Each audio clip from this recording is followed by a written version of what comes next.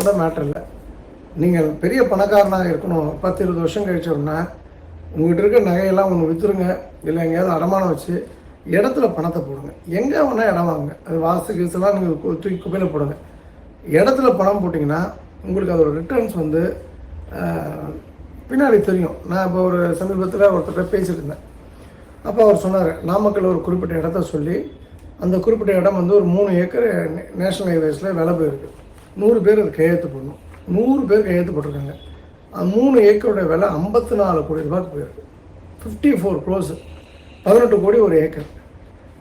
அந்த சொன்னவர் வந்து அதுக்கு பக்கத்தில் தான் ஒரு இடம் வச்சுருக்காரு.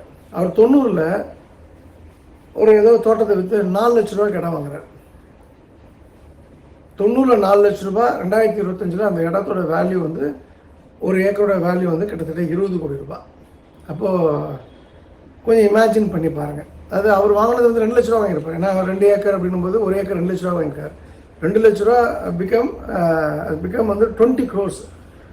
அப்போ நீங்கள் ஸ்மார்ட்டாக இருந்தீங்கன்னா இடத்துல பணத்தை போடுங்க, நல்ல இடத்துல போடுங்க, டாக்குமெண்ட் செக் பண்ணி பண்ணுங்கள்.